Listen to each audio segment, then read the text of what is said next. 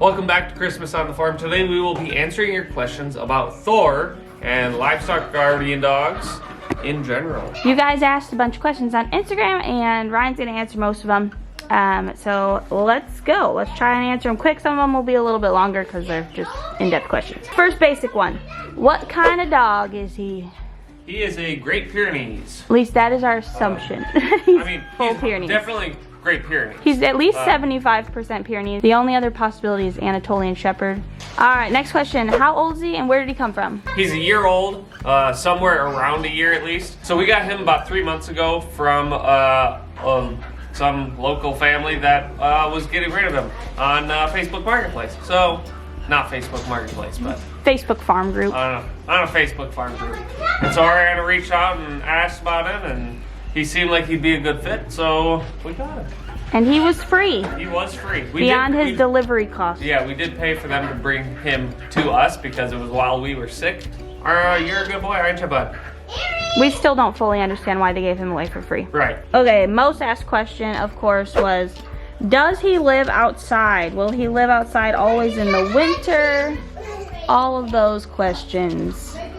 He does live outside. Well, I mean, he's got his stall here in the barn, so he is protected from the elements, but he does stay outside. He is not an indoor dog. He never has been, and no, he never will be. So I guess now would be the time to explain livestock guardian dogs and how those work. So livestock guardian dogs, like, they are bred for a purpose. It's a few select breeds. Right. There aren't very many of them, but they live outside. They live up to their name, a livestock guardian dog. It is their duty to protect the other animals on a farm. In fact, if you just search videos of livestock guardian dogs, I saw one a few months ago where there was a bear coming into a field, and you see one Great Pyrenees come running in, and then one more, and a third one, and there's 3 Great Pyrenees running out of his face, please. Running at the bear, and the bear just runs off. So, I mean, they are there to protect animals. And it's important to also say that's what they want to do. That is their desire. Having a Pyrenees has been a learning experience, especially coming from a dog training family, because we had no experience with them. And Ryan can talk a little bit about that. Thor loves to explore. And again, when it comes to livestock guardian dogs, they love to just patrol the area. They like to make sure things are secure, that there isn't anybody or anything around that shouldn't be. And so he goes running. And the first week or two, he was constantly running.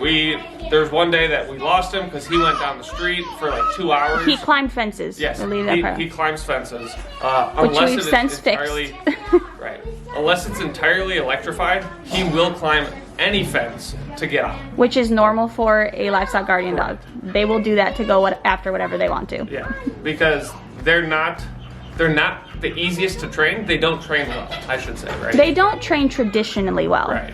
They're good at livestock guardian dog training, but when it comes down to it, they know better, and they really do. Like I said, he was exploring down the street in the neighborhood over there, and it was a battle. It was really frustrating that first couple weeks up to a month, because it was constantly like anytime he was out, he'd go tromping around wherever. You can see his little area here. He has a bunch of wood above his gate, so he can't climb out. Yes, and this right here, because we had some netting here, some wire fencing tied on with zip ties, he pushed right through that, so we had to block it all. I mean, at this point, we're probably in a spot where it's not as necessary. Yeah. But early on, he wasn't familiar with the area.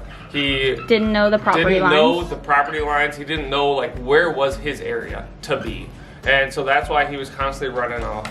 But after about a month and a half or so, he really started to get a feel for the property itself, and so now he really understands where he can go, where he can't go.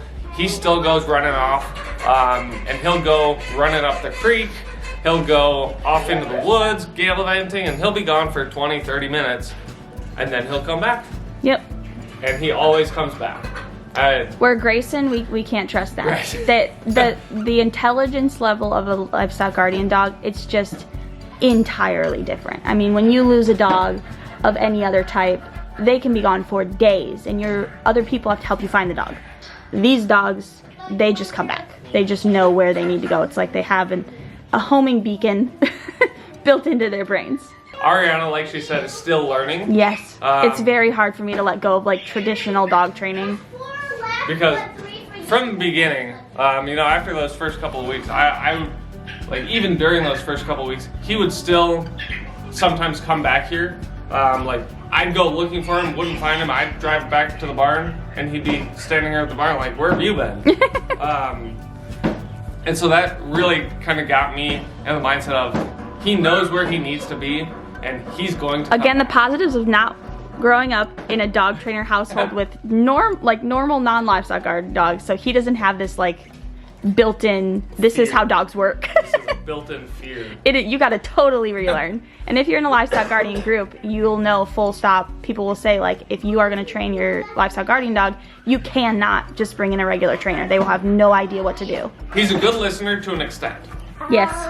And that extent is he's a good listener until he knows better than you. He knows he needs to do something, or where he needs to go, or what he needs to do. He's going to go do that regardless of what you're trying to do. So as for living outside and in the winter, I mean, check out his fur. Coat is so thick. Yes. I mean, they're clearly bred and designed to be outdoor dogs. And that's where he wants to be. Until like I literally had to drag him by the collar into our garage. He wouldn't even step foot in a threshold for a house. No. He would not go in. But anyways, he was actually raised outside with other adult livestock guardian dogs, and that's actually kind of a positive of having livestock guardian dogs. Is if you have older ones, it doesn't always work, but more often than not, the older dogs will train the puppies. There is a whole process to training livestock guardian dogs, and I only know a little bit about it, so I'm not going to talk extensively. I highly suggest joining a livestock guardian dog Facebook group because they have a plethora of information on it. But in terms of like cold and even heat, these dogs can handle a lot. Even like when you get like 90 degrees, their double coats are specifically designed for them to be able to cool themselves. You never want to shave a dog that has a double coat, like a Great Pyrenees, for instance. What do livestock guardian dogs like to do at night, honey? They like to patrol. So basically, they'll go to like 4 corners, like north, south, east, and west, and they'll just bark. Sit there and bark for a few seconds. And this is another reason that livestock guardian dogs don't want to be inside. Right. At night, they like to be alert. Yeah. I mean, at night is really when they're doing their most, and they're constantly alert because that's when you're going to most likely get the foxes, the coyotes, and all of those predators are going to be at Deer night. aren't predators, honey. Deer are not predators. They most of the time won't come out during the day because that's when there's a lot more activity around the area and all that. So they're definitely more awake at night than they are during the day. Oh, what do you see? What is that, bud? See, but again, this type of behavior, completely inappropriate in any other breed. Yeah. Like, you have to do so much untraining of your brain. That is something you would be training out like that from any other dog, and would be a concern of like aggression. Right. But it is not the case with a livestock guardian dog.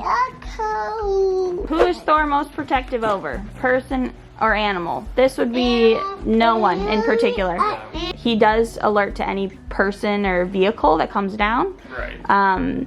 And it's more just like he's just going to let you know there's any threat. It's not a particular person or animal. That would actually be kind of a bad trait of a livestock guardian dog and something that you wouldn't want them doing.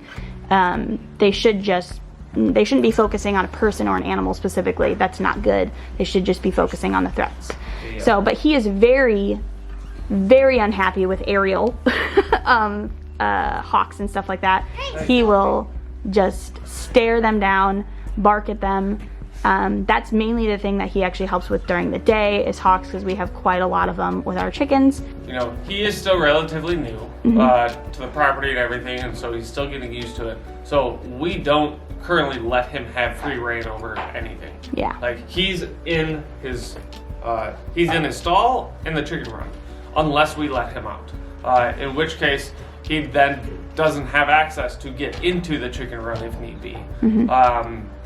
Eventually, I mean, we'd like to get to the point where he can just roam wherever he would like on the property, and truly serve his purpose for the farm as a whole, rather than just with the chickens. And we do plan to get another. Yeah. Probably in like a year or so, we'll get a puppy. For fingers crossed, he does a good job training. Right. But we'll see.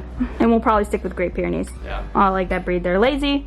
They're really good with kids. Oh, yeah. And they're just obviously a really good livestock guardian dog He breed. is amazing with kids. Yeah. I mean, he'll lay down and Ren will lay down on him and climb on him. Okay, we did get a lot of questions now that the kids are gone about whether it was mentally hard to bring in another animal or whether we worry about it since he's older and we don't know his history. I mean, obviously, in the first few weeks and whatnot, we were very cautious with the kids. We watched a lot and we didn't really allow them to like hang on him for long. With him, too much. I am very like, I don't let them play with the dog's faces. Right. Like if I see them getting in the face, I'm like very like, get out of his face. You're not gonna be doing that. Which wasn't even the case of what happened with Ari, but it's just, it's just something I'm not comfortable with. So yeah, just in general around dogs, we're much more aware with the kids and what they're doing and all that. And I don't want any more indoor dogs. Right. I like Grayson and Callie. They will be our last indoor dogs, and we do love them, and we're not like ignoring them by any means. But they will be the last indoor dogs that we enjoy because I do feel it comes with more anxiety for me. But we've always planned to get a Great Pyrenees regardless. That had always still been the plan. Oh, and I think we talked about like in the beginning when we first got him, he'd also like whine when we left. He doesn't really do that anymore. No. I do think it'll be good for him to get another dog.